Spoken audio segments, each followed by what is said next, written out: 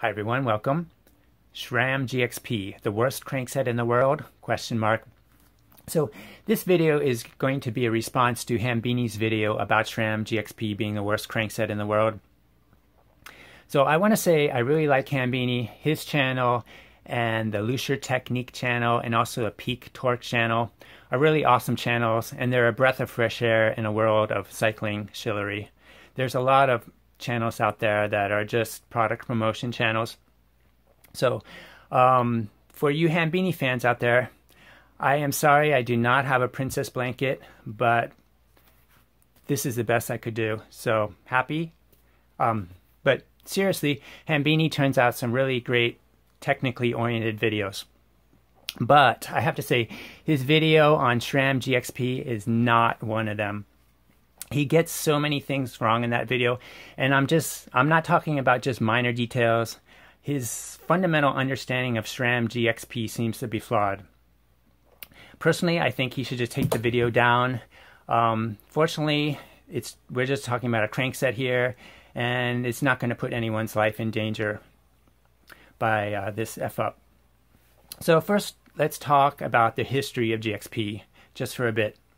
Now, GXP stands for Giga X Pipe. Yeah, pretty goofy. The internet history books are a bit fuzzy on the history of GXP, but it seems to have appeared on a number of cranksets in 2005, just after the acquisition of Truvative by SRAM. It's not clear to me whether GXP was designed by SRAM or whether it was designed by Truvative before the company was acquired by SRAM. Truvative was an American company with manufacturing in Taiwan. The name Truvative is an amalgamation of the words truly and innovative. Yeah, I know, irrelevant. But anyway, the founder of Truvative later went on to found the company Lezyne. Anyway, even after the acquisition, the key people remained, both the founder of Truvative and also the key engineers, as I understand it. Now, turning technical, the type of bearings most commonly found on cranksets and bicycles are termed single-row deep groove ball bearings. They are a type of radial bearings. Radial bearings are designed to support primarily radial loads. Now, these deep groove ball bearings are designed with clearance in them between the components to allow for free movement. Optimal bearing life for these type of bearings occurs when they are run with a small amount of preload in the axial direction. This is especially important under cyclic loading in the axial direction. Insufficient preload can cause vibration and or fretting on the raceways. If there's insufficient loading, the balls, you can think of them actually as skating instead of rotating as they normally do. So this kind of damage is called fretting, and it's caused by the repeated tiny movements between surfaces. So reading straight from the SKF catalog, the benefits of bearing preload are 1. Enhanced stiffness. Well, that sounds like an ad for something else. 2. Reduced noise levels. 3. Improved shaft guidance. We could all use some of that. 4. Compensation for wear and settling. And 5. Extended bearing service life. Now note that preload, especially excess preload, does cause increased friction in the system, and at high speeds, high RPMs, heat buildup can be an issue for bearings, but generally heat buildup is not an issue in bicycle bearings.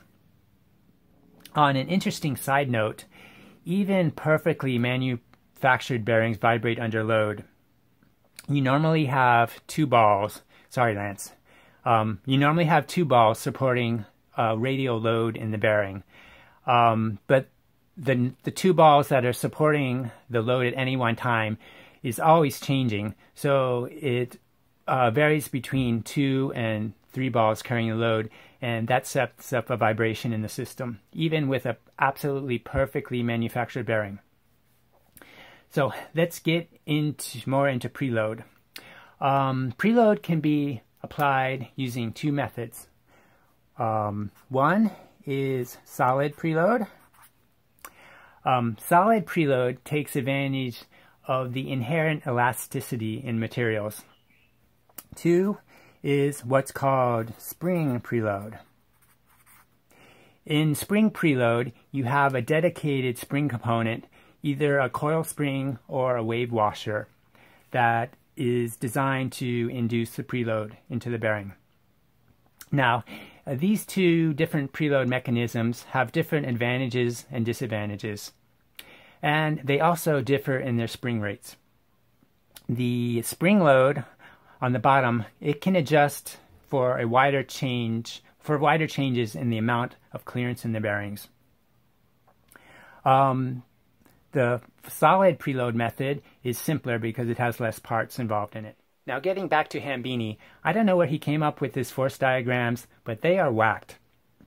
First of all, he said the non-drive side bearing is completely locked. Well, maybe he was just simplifying, but he said the non-drive side is taking all the axial load. Now, that is false. He also said that the drive side is taking only radial load. That is false. He also said the non-drive side is heavily loaded. That is false. He also states that the bearings on the non-drive side run in an S-shaped path on the bearing race. That is false. By that statement, he seems to be asserting that there is no preload on the non-drive side bearing on SRAM GXP. That is false. Both bearings on a Shimano setup are preloaded towards the center of the bicycle frame, and both bearings on SRAM GXP are preloaded towards the center of the bicycle frame. It cannot be any other way. I'm sorry if my camera's been hunting around for focus. I apologize for that. So getting back to the case of the Shimano setup, the amount of preload on the left bearing is exactly the same as the amount of preload on the right bearing in the opposite direction.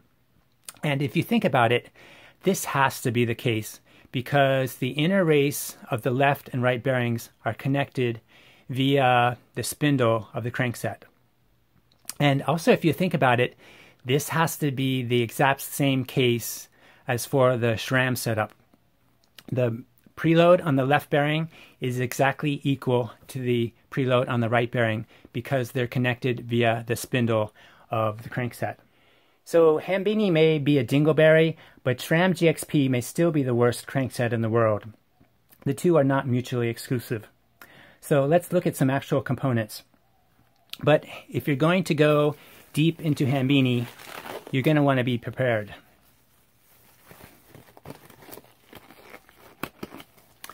Come on, come on, come on. Okay.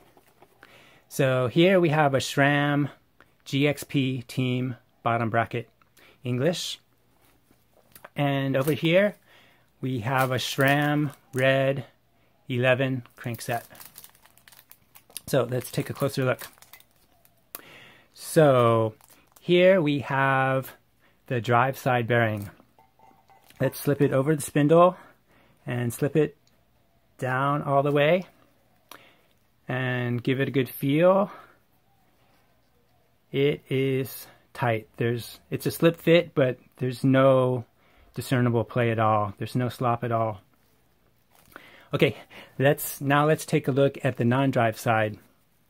So here we have the non-drive side bearing minus the dust cover, and let's slip it on the spindle all the way on.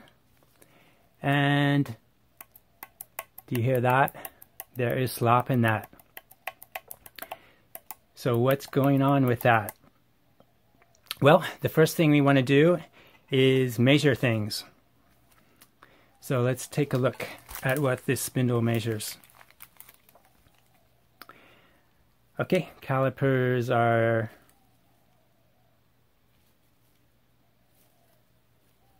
zeroed. Okay, let's measure the spindle right a little bit above the lip. 21.93. One more time for good luck. 21.997 it's measuring on that one. So it's quite close to 22 millimeters. So let's measure the inside of the bearing.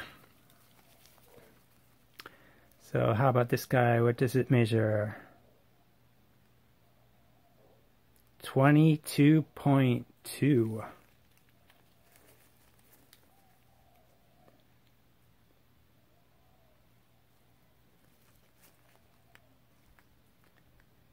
Calipers are not the best tool to measure the inside diameter of bearings. 22.2 again. So we got 22.2 millimeters for the inside diameter of the non-drive side bearing. So this number reminds me of something. 22.23 is 7/8 of an inch. This, my friends, is the wrong size bearing. This is a 7/8 inch diameter bearing. Now, why is SRAM doing that? I do not know. And if you read their installation manual, it says if you feel excess play in the bearing, disassemble the unit, add more grease, and reassemble until it goes away, and repeat as necessary. And that is just crazy. Now, I think people have been having these issues with bearing play on the non-drive side for years and years. I'm talking like 10 years. So I don't understand what's going on with this, why this bearing is the wrong size on the inside. As Hambini said, this is slacker than a wizard's cuff. So I don't know what to make of this. I'm going to try to get a third-party bearing for this and see how that works out, see what those measure. On a side note, Praxis Cycles offers their M30 bottom bracket system, which appears to be essentially a scaled-up version of SRAM's GXP.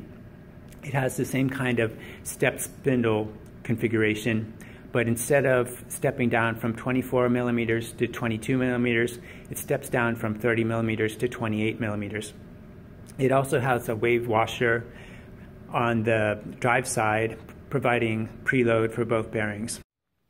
So if you have any comments below, I would love to hear your thoughts. So please comment below and like and subscribe and share and do all that. I really appreciate it. Have a great day, and thank you for watching. Bye now.